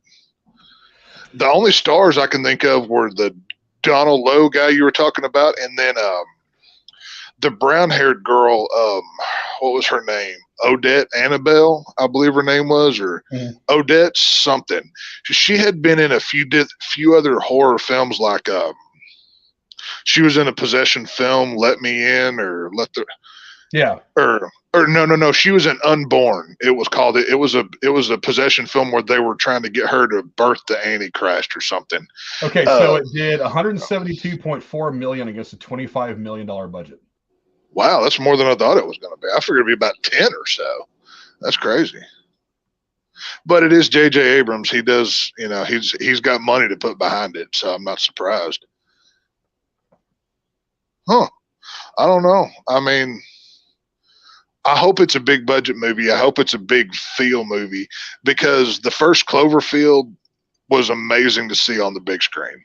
It was a very enjoyable film, and just give us that other perspective of the same event, and I'll be just fine with it. No problems. I'm trying to see what they say about the sequel. During blah, blah, blah, April 18. In June of 2019, Michael Saul David, who was one of the actors, said, there's also a bunch of official short films that are on YouTube that you can go watch. And they're official canon to the story? Yes, there's one that I've actually watched. I forget the name of it. I'll have to find it and send you the link. It's very odd. Thematically, I don't think it really fits with the movie, but it is supposedly like it happens while the Cloverfield is going on. But it all says about this one is in January 2021, it was announced that Joe Barton was selected to write the script for a new Cloverfield film and direct sequel to the 2008 film produced by Abrams. So I'll be dogged. That's all. I didn't know they did shorts. That's crazy. Let's see, and this guy has written The Ritual, My Days of Mercy, iBoy, Encounter, a sci-fi thriller. He's been tapped to do that. He started writing with Beaver Falls, blah, blah, blah, some other stuff. So I don't recognize any of those, I don't think. Beaver Falls, I do. That was a pretty popular show. I never watched it. But The Ritual was a horror movie that came out a while back. The Ritual? Oh, I know the name, but I don't think I saw it. I remember the name of it, though. Yeah, so, I get it. Yeah. There's opportunity here. Right. But you guys let us know. what do you think about a Cloverfield sequel? I'm actually pretty happy. I'm actually pretty glad this is going to be coming out. I've wanted a sequel to Cloverfield for a long, long time. Again, I like 10 Cloverfield Lane. I don't really see the real connective tissue between those two movies, even though I think 10 Cloverfield Lane is awesome. Yeah, it's loose at best. As far as Cloverfield Paradox, the only real connective tissue is the scene at the very, very end, right before it cuts to the credits. It doesn't make any sense to me. I mean, the movie itself wasn't fantastic as it was, but let us know. Do you guys think that a Cloverfield sequel is going to work? You think it's actually going to get done? I certainly hope so. This has been one of J.J. Abrams' pet projects. This is something he's been wanting to get back to for a while, but he got so busy so fast. I mean, Star Wars and all kinds of other stuff. Star Trek. Star Trek. Yeah. He got kind of pulled away from it. So we're going to see exactly how this turns out. Well, before we move on to our last topic, I do want to thank the Renegade Joe Compton for dropping a donation on us over on Streamlabs. He says, have a few drinks on me sometimes, Frank. Y'all have a good show. Thank you very much, brother. We appreciate you supporting the channel at that level. Very much appreciative of all you guys that donate. Obviously, the link is in the description below if you guys want to throw us a couple of bucks for our trouble. We greatly appreciate it. But like I said, we're just happy to come here and talk movies with you guys. So the links are down there. Of course, yeah. Across the bottom if you guys want to help us out a little bit. We very much appreciate it. So thank you, Joe Compton. Joe, I saw it a long time ago, but I hate to disrupt the conversation to go do all the donations and stuff like that. I like to try to do a couple of them at one time, just get them out of the way. Right. This show is not derailed. I don't like my show getting derailed. I like structure. I like order. That's what I do on my show. But yeah, thanks to you guys for supporting the channel tonight. We very much appreciate it. And Lady Cora, what is the last topic we'll be getting into tonight? Well, Hugh Jackman is coming out of retirement as Wolverine. The actor will return to his signature X-Men role in the upcoming Deadpool 3, star Ryan Reynolds announced Tuesday on social media. Reynolds also announced that the film will open September 6, 2024. Jackman first played Wolverine in 2000's X-Men, the film that turned him into a global star. After 17 years and 9 films, counting several cameos, Jackman officially retired from the role to much fanfare with 2017's Logan, in which the adamantium-clawed mutant was killed off. It was really hard. I cried. Frank, what is your reaction to Jackman's return to the Wolverine role? Happy day. I know. It's more like that. Look, there is nothing. Look, let's be honest. We've been dancing around and towards this for about the last 6 or 7 years. I mean, the back and forth between these two on social media. I mean, just the stuff that they've been. I mean, the coy nature that they've had whenever this comes up in interviews or whatever. Look, we knew it was going to happen. The question was how. And then we had that one little monkey wrench that was starting the whole works of Disney buying all the IP from Fox. And then it was like, okay, now all of a sudden Disney owns that version, the Hugh Jackman version of Wolverine. Does that make it easier for these two things to happen? Even though Wolverine, of course, in Logan dies, which he actually does. But the question's just been, how's it going to happen? And I think he kind of gives a good explanation of this when he makes his announcement on social media. He says, look, that happens in 2029. That's in the future. We're not going to mess with that. That's actually going to happen. And I think he's identifying that, we are going to try to find a way to make this work in continuity. The question is going to be is now they all exist in the MCU. They've already said that Deadpool will be brought into the MCU proper in some way, shape, or form. How is that going to happen? How are you going to have Hugh Jackman in this movie if it's going to be official MCU canon? Because he said he's done playing Wolverine. Here's what I think. I think that it's not going to be a glorified cameo necessarily. He's probably going to be like in the leather jacket a lot, because I think for as good a shape as Hugh Jackman is still in for being 50-something years old, he's already said, I really don't want to go through what I have to go through to get that jacked to play Wolverine, like in the wife beater with all the bulging muscles and the veins and all that stuff going on. He's like, I don't want to go through all that anymore. So you're probably going to see a lot of him like in the leather jacket, or maybe even like the old X-Men uniform, something like that. But he doesn't have to get that risk. And also, he doesn't have to carry the film. Every film that he's played Wolverine in, he's had to carry. Even the X-Men films. It's like, because that first X-Men film, he pretty much runs that film. He became so big so fast because of the first X-Men film, that every X-Men film became kind of about him. So he doesn't have to carry anything. He's just there. He's letting Ryan Reynolds and Deadpool carry the weight. He's just there for fun, for shits and giggles. And I think that's going to be a great way for him to say, I'm 100% certain this is going to be his last time out doing Wolverine anyway. His last time out in the MCU. Well, his last time doing this role. I still contend you could have him in the MCU in some other form as another character, and that'd be really fun to see. But whether they do that or not, I don't know. But yeah, it's like, look, the only downside to this I see is that we have, for the last several years, been wondering, especially since Disney bought the Marvel stuff, or bought the X-Men stuff from Fox, we've been wondering who's going to be the next Wolverine. How are they going to bring mutants into the stuff? How are they going to do this? How are they going to do that? That's the big question. So what this does is it pushes that a little farther down the road. And I don't mean that in a good way, because we've all kind of subconsciously started to separate ourselves from Hugh Jackman in the role in preparation for whoever's next. That's like, as the junkie is kind of getting weaned off the stuff, you go ahead and give another needle. You know what I mean? Right. Yeah. I feel like sometimes it's not really helping to wean us off. But at the same time, maybe also Disney and Marvel think, well, we're still a long way away from finding the Wolverine that we want for the incarnation of the character that we want to provide, that we want to give. Maybe going ahead and putting Hugh Jackman out there for one more turn that we're not taking overly seriously, because it's just a Deadpool movie. It's not like we're making a part of the Avengers or anything. It's like maybe he's a variant. I mean, they could use that. That's always out there for them to use after. See, I think there's bigger plans here, Frank. Let's not forget, Secret Wars is coming up. Avengers Secret Wars. You know, where you can have multiple versions of multiple characters, right? It's possible to have more than one Wolverine in your film. And let's also not forget that they have Tobey Maguire Spider-Man, who's technically canon as well. He's already shown up in the MCU.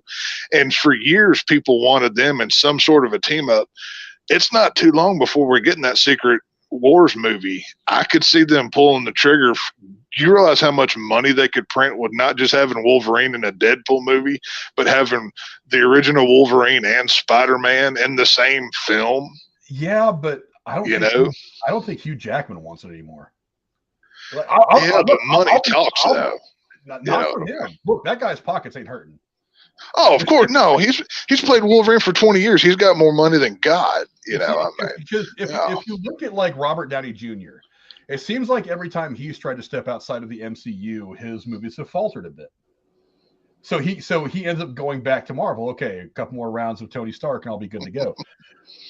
Hugh Jackman hasn't had that problem. His movies have all been pretty successful. Well, for the most part. I mean, he's had a couple that have kind of faltered, but I mean, for the most part, his movies have been pretty critically and financially, they've done pretty well. So he doesn't have to run back to Wolverine. He doesn't have to run back to Marvel to try to keep his career going. He's doing all right.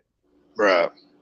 Not to mention, he doesn't even need movies. The guy's a classically trained theater actor. I mean, look how good he was in Les Miserables. It's like, that guy can sing, he can act, he can dance. There's nothing that guy can't do. So money's not going to be this guy's problem. He was also wonderful as J.P. Barnum in The Greatest Show. The Greatest Show on Earth. The Greatest Showman, yeah. The movie based on it. And his singing ability is amazing, besides being gorgeous. But, he's fantastic. See, there's a couple things that I want, and I told Frank about this before we started the show, but I want to see Hugh Jackman Wolverine in the classic yellow and blue Wolverine comic, cartoon costume, even if it's for 2 minutes, just like they did with Harley Quinn and yellow. Harley, yeah. Well, there's a yellow and blue one, and then there's an orange and brown one, and he has like a gray one. There's a couple different ones. Maybe they do like a scene where Wolverine needs a superhero suit, and Deadpool's like, "Oh, I know a guy," and he takes him, and you get to see, the X-Force costume, the yellow and blue and the orange and brown, and it's just Wolverine coming out to Deadpool with some snappy remarks like, "Oh, I don't like that one," kind of like that. Say Yes to the Dress type show, but with Wolverine and Deadpool. I think that would fit in a Deadpool movie. Something like that I think could work for the comedy aspect of it. But I was reading, and apparently years ago they were going to put Wolverine in a Deadpool film, and it was going to be like a road trip movie between the two of them. Where it was a Rashomon movie where like it's two people telling a story, but the different sides of the story or something like that. I forget what it exactly was said, but Wolverine's going to be grumpy and Deadpool's going to be Deadpool. This is going to be fun no matter what it is. So it's going to be cool. I can't wait for it. I'm excited. So it's going to be fun. I just love the banter between these two. I mean, these guys have been friends for a long, long time now. Oh yeah. So there's no way that this. I mean, there's really no way this can't work. I mean, for one, we all know Deadpool's going to be Deadpool. I mean, the plot of the movie isn't even really important at this point. They don't have to have a plot. Just give everybody 2 hours of, Deadpool and Wolverine doing whatever, and they have a license to print money here. No plot needed. The first Deadpool had a plot. At its core, it was a love story. That was the great thing about that movie, is it was a love story between him and Vanessa. It's just told in this very weird way. It's not like the boy meets girl stuff we're used to seeing in a rom-com. It's just like boy meets girl, girl's a hooker, boy's an assassin who kills people, boys get tortured into being a mutant. I mean, it's got a lot of really weird. Yeah, it's got a lot of really weird elements about it. But between a hooker and a mutant, there you go. Ultimately, it's a love story between these two. That's what it is at its core. Right. But yeah, and the second one, while a bit of the same, not so much because Vanessa's not in a lot of the movie. Yeah, but they had Juggernaut in that movie, and Juggernaut's one of my favorite mutants of all time. And the way that they handled Juggernaut was absolutely hilarious in a Deadpool way. Yeah. So, I mean, I give them points just for having a screen accurate or a comics accurate Juggernaut, not what X-Men The Last Stand did, putting Vinnie Jones in a stupid looking helmet. So, yeah. But yeah, but like I said, the only thing that gives me concern with this is it might make it a little bit harder for us to see anybody other than Hugh Jackman playing the role. And I really do think that Kevin Feige really wants to move off of. I know that there's been rumors of talks with James McAvoy to come back and play Charles Xavier. Oh, that'd be cool. I can get with it because I like James McAvoy in the role. Don't get me wrong. It would have to be Patrick Stewart, though, wouldn't it? Because Same for me. No, it doesn't have to be Patrick Stewart. For one, because we've already seen Patrick Stewart die like 3 times now. Right, but this takes place before Logan, where he does die. 2, Patrick Stewart has already said that his last turn in Doctor Strange Multiverse of Madness was it. He's not playing. Okay. He said he did that as his kind of personal way to say goodbye to the character. He said he had a lot of fun with it. It was great. He liked the story. He liked how it was going to work out for Xavier in the movie. What his role was going to be for the bigger story, and then that was going to be it. So he said he's done doing it. But also, I mean, you've got to bring in someone new, because here's the thing: is because Marvel doesn't play a year or 2 out. They're playing for the next 10 or 12 years. So you have to bring in an Xavier. You have to bring in a Magneto if you're going to do that. You have to bring in some of these guys that are going to be around for that long. And I mean, hell, Christ, fucking Patrick Stewart's 80. Oh, I mean, I watched. I just finished a week or so ago watching the second season of Picard. And while he looks absolutely fantastic for a guy who's in his 80s, he's not exactly looking young anymore either. I don't know if doing a superhero movie is gonna be too easy on him. You know what I mean? I know this is a big what if, but there's 2 things. They could either do Deadpool kills the Marvel Universe and have it set up to where Deadpool has already wiped out the rest of the former Fox X-Men universe, and Wolverine is the last one left, and it's a fight between those 2 for an hour and a half. Or you could do, since Marvel owns it now, bring in the Incredible Hulk, and you get that Wolverine versus Hulk fight from the comics that everybody's wanted on film for years, and add Deadpool into it. But I like my first idea of Deadpool killing the universe, because you could just have Deadpool's hit list is, Halle Berry, Storm, Kelsey Grammer, Beast, the entire Fox, squad that they had back in the day. And we would have to see a couple of them on screen. Maybe Halle Berry would come back for 5 minutes to film something, whatever. But Hugh Jackman Wolverine is the last one left. And it's just, by the end of the film, Deadpool finally kills Hugh Jackman Wolverine. So Kevin Feige can go find his version of Wolverine or something. And just like they did with Patrick Stewart with Charles Xavier and John Krasinski as Mr. Fantastic to get that fan service out of the way. So there's a lot of things you can do with this. That would be fun. I actually think that the Deadpool killing all the other characters is probably better off in What If, and we are getting a second season of What If, and they do now. That's true. Yeah. And they do now have access to Deadpool. So. Right. I'm not saying we're going to see it in animated form in What If, but I'm not saying that we're definitely not going to. You know what I mean? Hey, they could bring back that animated Deadpool show that never went anywhere, like that they started years ago and that went. I don't even think it ever Hugh came Jackman's out. voice as a character, then he wouldn't have to work out. No. This was on TV. I think it was on FX back in the day.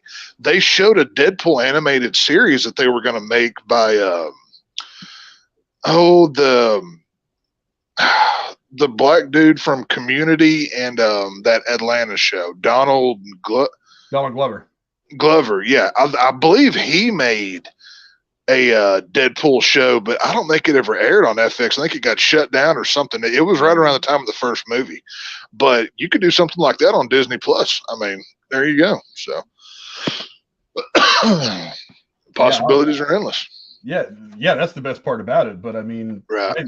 I'm stoked as hell over this. Look, I'm willing to bet the way this movie ends, it's going to be with like one of those bridges opening up from fucking Doctor Strange, one of the sling rings, and it's going to open up some bridge from whatever universe he's in to the MCU, and Deadpool's going to step through that and officially be. That's how they're going to explain that he's not actually dead. Out of nowhere, like.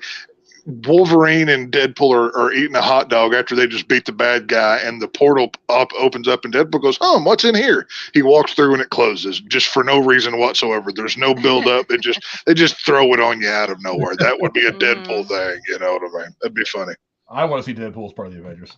I don't see any reason why that comes. Oh yeah. Well. I want to see Deadpool as an Avenger with the Chris Evans Captain America, because I think those two could play off each other amazingly well. That'd be kind of fun. I think, because you've got Chris Evans over here going language, and, he's being all prim and proper, and Deadpool's, almost sexually harassing everybody he comes into contact with. I think that'd be funny as hell. So. Yeah, I agree. But go down in the comments below. Let us know what you guys think. It's been big news for the last couple of days.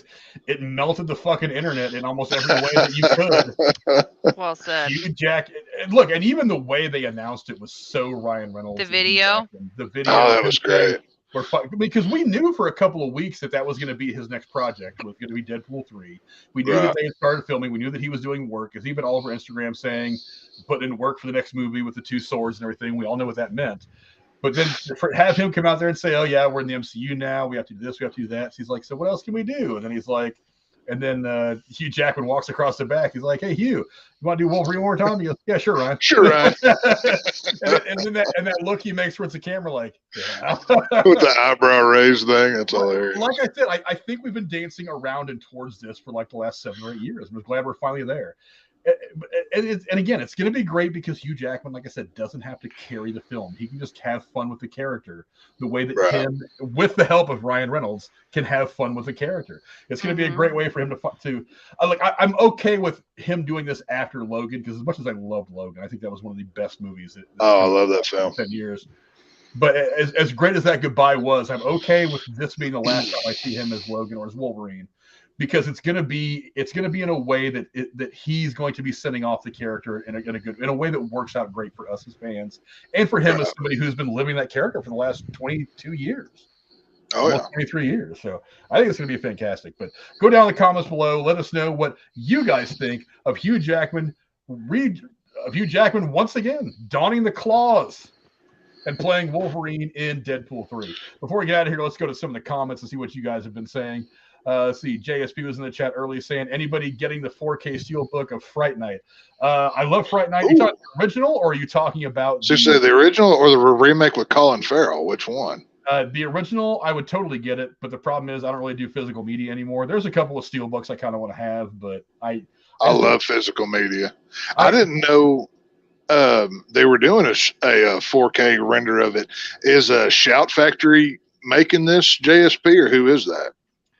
You can let me know in the comments. I wouldn't know, but I don't know. So JSP, if you're still watching, let us know. Yeah. Let's see.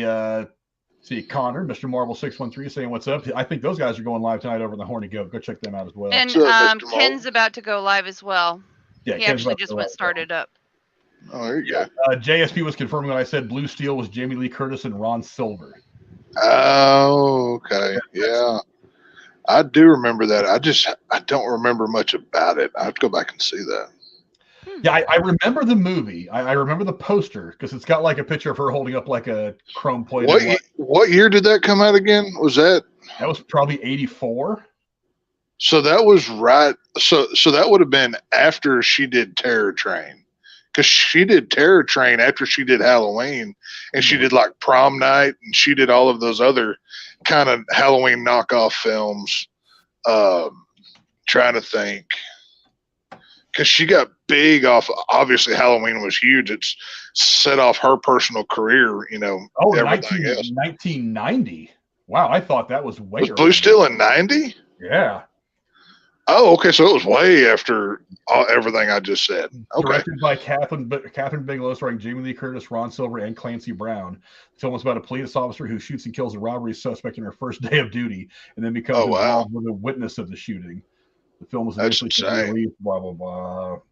Problems, there's inaccuracy, blah blah blah. Yeah, but yeah, her, Clancy Brown, Elizabeth Pena, and Louise Fletcher. Yeah, nice. Oh, there you go. But yeah, crazy. Yeah, thanks for giving us the details on that one. And again, thanks to Sith Negan for dropping the bomb on us tonight. Sith Negan is one of the most supportive members of the community. We're all very happy. Hell yeah. And I saw Sith put this in there earlier, and I had forgotten about this movie. Louise Fletcher is the evil grandmother in Flowers in the Attic. I remember watching that when I was a kid, and she is like, oh, I did not know she was in that. She is Betty Davis, no wire hangers, Mommy Dearest in that fucking movie. Like she's that. Don't get me started on the Mommy Dearest movie. She is. Yeah, she is something like that. It was something. But yeah. Let's see. The Stepfather, loosely based on the life of John List. I forget what we're talking about. John List. Thank you, JSP. That's who I was trying to think of. But yeah, the Stepfather. You remember the bald guy from Lost, the TV show? I don't know, to be honest, I think I know you're talking about. Well, either way, but yeah, the Stepfather movies. They based that. Well, the first film was based off of John List, and then once the Stepfather became a hit, they did 2 sequels to it. And it's pretty much a dude that annihilates, like he loves the white picket fence life. He likes everything perfect. He's like an insurance salesman, or he works at, very white collar kind of job. But once family's not doing well or it gets out of line, he just kills all of them, assumes a new identity, marries somebody else who already has kids, and tries to build the perfect life. So go back and watch those. They're actually pretty. The first one's pretty good. The second 2 were kind of schlocky, but you can have fun with them. So they're not bad. Yeah, Sith Negan also said that he loved Eugene Levy in the American Pie movies. He said he also liked bringing down the house with Steve Martin and Queen Latifah. Boy, if there was ever 2 opposites attract kind of great comedic minds working in that movie, that movie's actually kind of funny. That movie's actually really funny. I mean, look, it's not like the best comedian ever made. It's not like the best comedy ever made, but it's got some moments that are actually really fucking good. Right. Let's see. Seth Negan also says that The Graduate was the original movie that introduced the terms MILF and cougar to pop culture. Was that The Graduate? I thought American Pie started that.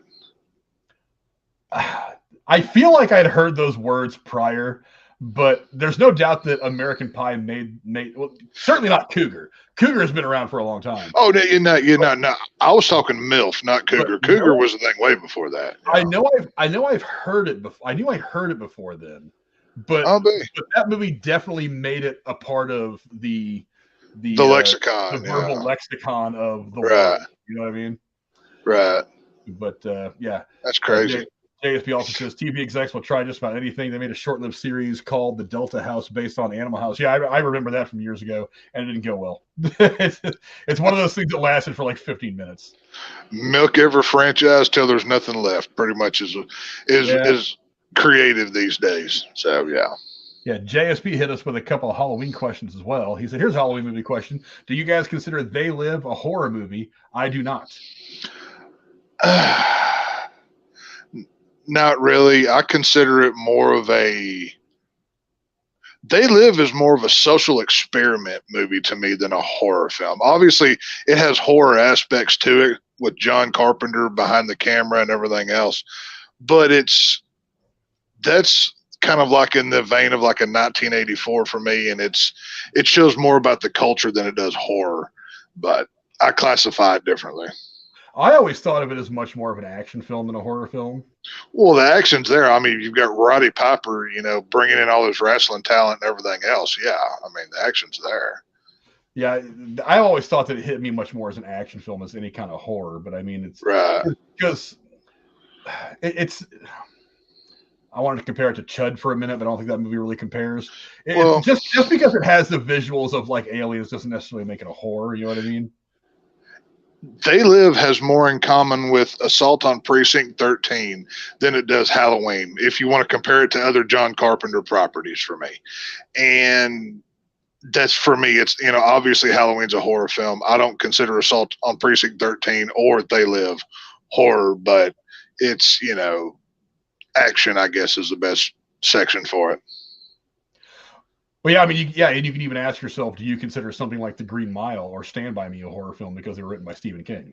No, not at all. They're not horror films. They're certainly different than what the writer's known for.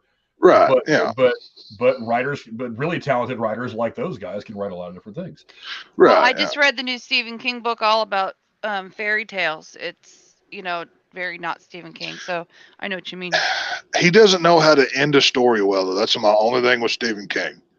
He doesn't. He can take the plane off and get to cruising speed, but more often than not, he can't land the plane. It's just, I don't know. I'm not a huge Stephen King guy. I like when other people make his stuff better normally. So it's just me, though. JSP also asks, should Universal Pictures have gone along with John Carpenter's original idea for the Halloween franchise as an anthology series? No. Halloween is Michael Myers. And as much as I love Halloween 3, if you take Michael Myers out of the Halloween film, you have it's basically random horror anthology. And I'm a horror anthology guy. Some of my favorite movies are Trick or Treat, VHS, Tales of Halloween. If Michael Myers is not there, it's not Halloween. That name should be saved for him. I agree. I mean, it's like, I like the idea of anthology films. It's a different way of telling some cool stories, especially if those stories are all going to, especially if you look at like American Horror Story, how every season of that is a different story, but they all do kind of interconnect in some weird way eventually that kind of makes them all part of one big tapestry. But it's really hard to do that when you have like the one lone killer like a Michael Myers or a Jason Voorhees. It's kind of hard to bounce around and tell the same story from way over here as you did way over here with different characters. Of course. Because eventually, if that's the idea behind the anthology as a whole, is that eventually all this stuff comes to a central point where it all connects. So it's not just like telling the story from all these different places, just calling it Halloween. That kind of doesn't work out for me. Well, horror anthologies are a lot of fun. Like every year when I do my Scare-a-thon in October, I have a ton of horror anthology films. Like I said, Trick or Treat's a top 5 film for me of all time. Tales of Halloween is another good one. Creepshow's another good one. There is a bunch of them out there. Some are better than others, but if you take away Michael Myers from Haddon, if you get rid of Haddonfield, Michael Myers, and that mask, you have nothing. You don't have to have Laurie Strode and all of these other things, but you have to have Michael Myers. I'm not even a huge fan of the original Friday the 13th because it's not Jason, it's Mrs. Voorhees. To me, the original Friday the 13th doesn't hold up because he's not there. Your money is Jason Voorhees. Your money is Michael Myers in Halloween. You got to have him. Yeah, I agree. JSP says maybe Hugh Jackman will sell permission to use his likeness the way Bruce Willis did. Hey, it's working out for Bruce Willis. Maybe he could film a bunch, like get in shape one last time, and then record of him just doing random stuff, and just put it in the can like they did with Carrie Fisher, and they can digitally install him into like Avengers movies or something. Just going forward, they could do that. That'd be cool. That would be kind of cool. But JSP also says, I wish they had Logan encounter Captain America during World War II. That's not a bad idea. That would I have been like a fun that. fight. But then again, you'd have to go through the trouble of getting Chris Evans to come back and do a prequel. A lot of money. It would be, look, first off, it would sell just to see these two guys throw each other around the woods of France somewhere. But, you know, and to top it all off, they both fight on the same side. So they wouldn't necessarily be fighting one another. They'd probably be on the same team. Assuming, of course, that Logan would have been fighting for the Allies. I don't see why he wouldn't have been, but that's, I don't know. JSP also says the original Fright Night's coming out on 4K next week. You know what? That's cool. I've been putting off getting a 4K TV because I don't really need one. But every time I go over, because Jennifer's friend Heather, she's actually over there right now watching Hocus Pocus 2 with her, and they have a 4K TV. And I'm sitting there watching it, and I'm like, maybe it's about time I try to pick one of these up. It is really nice, but honestly, I like little TVs. I have a 27-inch. I paid more to get a smaller TV because I don't like the giant TVs. It seems like you can only get 4Ks in giant-sized televisions, and maybe that's just a me problem. I have a 55-inch TV, and I would have trouble going smaller at this point because the last 55-inch TV I had, when it died, we had taken one of the smaller TVs we had, just put it out here for a couple of weeks till we could get around to going to get another one. And after playing games on my 55-inch, as a matter of fact, this was the TV that we had up for a couple of weeks while I was, you know, trying to figure out how to go get another big TV. And I just playing games on that small screen after a couple of years of playing on my 55-inch, I couldn't do it. It was like trying to sit way back here and play a game on my phone or something. It's like I didn't have the same vision. Watching TV and stuff wasn't terrible because, you know, whatever. It's more dialogue heavy stuff that I watch anyway. But I mean, but like if I wanted to watch something like a Star Wars or a Star Trek or an MCU film or something, that's got a lot of visual stuff to it. Like that smaller screen, I was just like, I'm not enjoying this the way that I want to enjoy it. But yeah, it was a difficult thing to toil through when I was making the transition from one 55-inch TV to the next. I actually went and bought the exact same TV I had before because I really like that TV. Nice. But I couldn't go to a smaller TV. So if I was going to get something 4K, then I would want something bigger anyway. Let's see. JSP said also, if you haven't gotten the Best Buy exclusive 4K Steelbook of The Lost Boys, you're out of luck. Look, I wasn't going to go. I love that movie. They filmed it in my hometown, but I don't have a 4K TV, so I'm not running out to buy anything 4K right now. Well, that's why I said Shout Factory earlier. Shout Factory brings back a lot of these 80s classics, scary films, and they give them like a 4K release, and they do all the things. And like Shout Factory did the complete collection of Friday the 13th and Halloween, like in a big box set, like a humongous box. And all the extras and special stuff. Now, they're not cheap, but, you know, you can get the older media with all the special features and bonus material and whatever and do some pretty cool stuff with it. So it's not bad. Yeah, JSP also says they could have spun off a Michael Myers series and who knows how many other franchises. Well, what do you think of that? They tried to do that in Halloween 4 with Jamie. You know, where she kills her stepmother, or you think that she kills her at the end of the movie, and Dr. Loomis sees her, you know, holding the scissors up and then, you know, getting ready to stab, and Loomis, you know, pulls his gun out. If it wasn't for Sheriff Meeker stopping him, he would have killed a 10-year-old little girl or whatever. But I think you're going to see JSP go watch Halloween Ends, because that whole spinning off of Michael Myers, you're going to get your wish with that film with the Connor character. Connor Cunningham, and we'll see how it turns out. I have mixed emotions about it, but I'm hopeful. And done properly, it can work, but we'll see. I mean, we'll see what happens. They've tried it. Yeah, I don't know if you spin off your main character. You tend to spin off side characters and other things. Your main character is going to be the one who just, you know, drops his shoulder and pushes the entire franchise forward.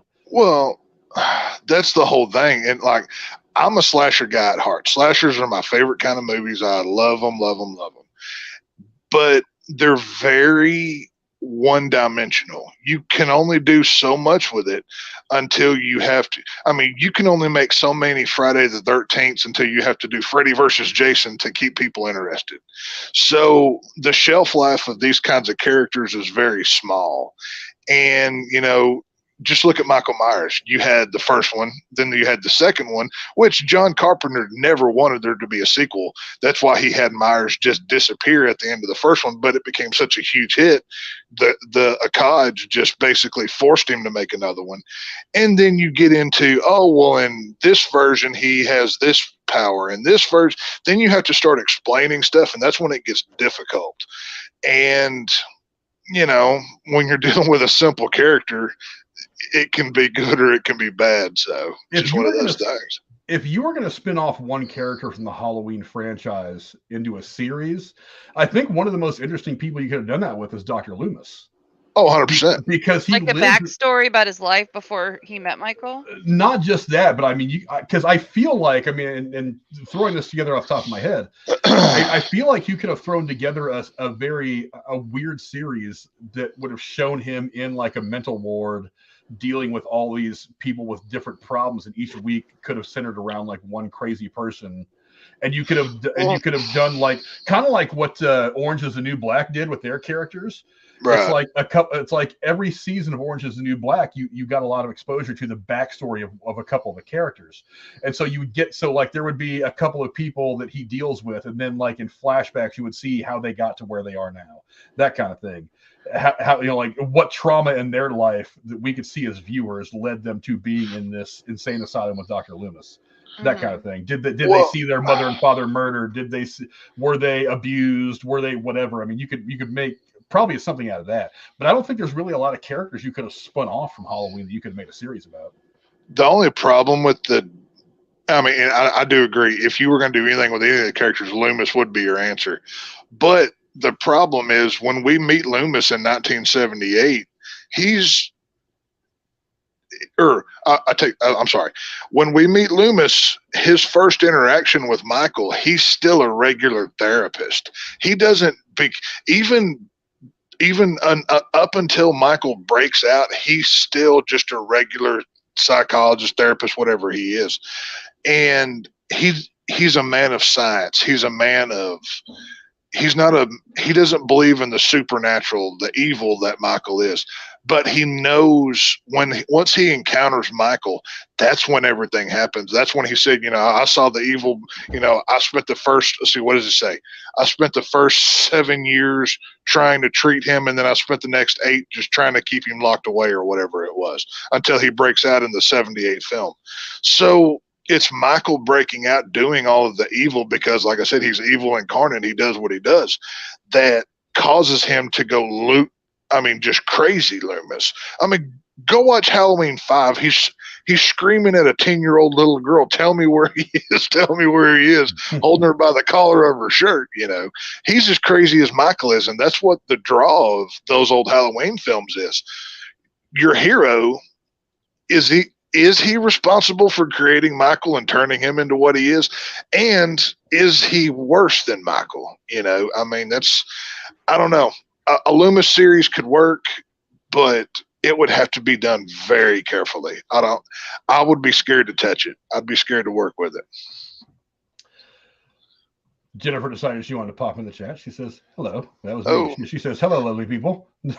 Hello, Miss Jen. I hope Casey's t-shirt is going well. I hope it's hot pink and it says I'm a douchebag on it or something with an arrow pointed right at his face. That'd be funny. The hot pink stuff is a possibility. She was actually working on it earlier. Her little crafty area is like right there. It's about 5 feet Maybe away. She can do something with glitter. That would be great too. Something of the sort. Just food for thought there, Miss Jen. Yeah, so. JSP says he meant they could name a franchise Michael Myers and continue using the Halloween franchise as an anthology series. Oh, yeah, no. He said, I also Halloween goes with Michael. He said, I also wish they could have done what Dynamic Comics did and have Freddy versus Jason versus Ash. Well, see, that was going to happen. There were scripts written for that. But at that time, New Line had plans for both Freddy and Jason, and I forget who owns the Evil Dead. I forget which studio that is. But basically, they didn't like how that movie was going to take place. It was all going to happen in real time. They're all fighting, and then they end up at Camp Crystal Lake, and Ash is reading from the Book of the Dead, whatever, and or from the Necronomicon, excuse me, not the Book of the Dead. And a portal opens, and he hits Jason with his car, and they fall through a time portal, and they, something out of an Evil Dead movie.